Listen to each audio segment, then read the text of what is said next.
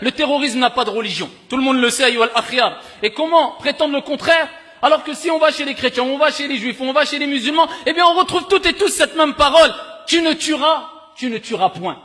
Et des gens, ici, en interprétant des textes comme bon leur semble, eh bien ils se permettent de tuer, mais le plus grave, au nom d'une religion. Et c'est ce qui nous met hors de nous, l'il asafi shadid, malheureusement, avec le plus grand des regrets. Parce qu'une personne qui se suicide, c'est condamnable, ce n'est pas bon pour lui. Mais une personne qui se suicide au nom d'une religion, là c'est catastrophique. Quelle religion autorise le suicide? Une personne qui tue des femmes et des enfants, qui allaient au travail, qui sont dans un aéroport, qui vont se divertir, qui vont voir un match de foot ou je ne sais quoi, au nom d'une religion. Mais comment une personne censée peut accepter cela, ayyuhal akhyar, sans avoir de science, en étant croyant ou incroyant? En étant athée ou bouddhiste, qui peut accepter cela? Quelle logique, quel esprit saint peut accepter cela, ayyuhal ahibba?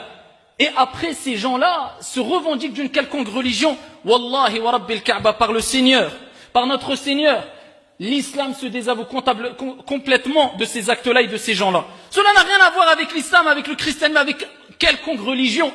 Une personne censée, eh bien, sait qu'il ne doit pas faire du mal. Tu vas voir un musulman, un non-musulman, un juif, un chrétien, peu importe. Tu lui dis, est-ce que le mal est bien? Il te dira non. Est-ce que le bien est bien? Il te dira oui. Est-ce que tu es une personne qui va au travail, c'est bien? Il te dira non. Tu veux quoi comme preuve encore? On est obligé de parler avec des paroles très simples et simplistes parce qu'on ne cesse de rapporter des preuves du Coran et de la Sunna. Eh bien, il y a des gens qui, je pense que c'est mieux de leur parler avec des paroles simples. Parce qu'ils décrochent rapidement quand on rentre un peu dans la science légiférée. Et pour montrer que ceux qui essaient de gangréner cette jeunesse-là à travers des textes coraniques ou des récits prophétiques, eh bien leur théorie tombe à l'eau, eh bien on emploie des paroles simples.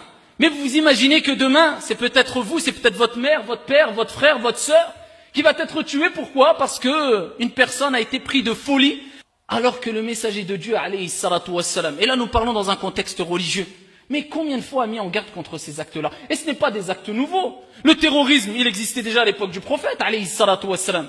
Et avant la venue du prophète, après la venue du prophète, dans tous les siècles, dans les quatre coins du monde, ça a toujours existé, ça existera jusqu'à la fin des temps. Certains vont le faire au nom de l'islam, d'autres au nom d'une idéologie quelconque, d'autres au nom d'une patrie, d'autres au nom... Le terrorisme a toujours existé, il existera toujours. En tout cas, ne revendique pas du tout ça au nom de l'islam, car l'islam, ici, se désavoue complètement de ces actes de folie. Et ça n'a rien à voir avec cette religion, alors que nous savons toutes et tous que Dieu a dit dans le Coran, وَمَا أَرْسَلْنَاكَ إِلَّا رَحْمَةً لِلْعَالَمِينَ. Elle est où cette miséricorde? Dieu ne dit pas dans le Coran, quand il parle du prophète, nous t'avons certes envoyé en tant que miséricorde pour l'humanité. Mais je ne comprends pas, on fait quoi de ces versets coraniques? C'est ça la miséricorde?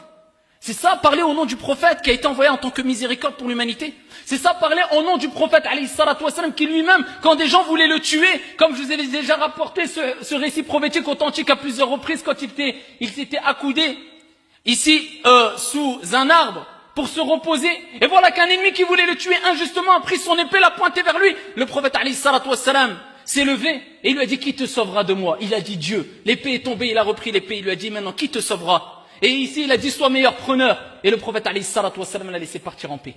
Et c'est au nom de Mohammed alayhi salatu wassalam que ces gens-là commettent ça. Mais on se désavoue, l'islam se désavoue. Certains vont dire on n'a pas à se justifier, mais malheureusement c'est fait au nom de l'islam, on doit se justifier. Pour dire ça n'a rien à voir. On se justifie dans ce sens-là, pour dire attention, attention. Ils le font au nom de l'islam, ils s'appellent peut-être Mohammed Karim ou je ne sais quoi, ça n'a rien à voir avec l'islam.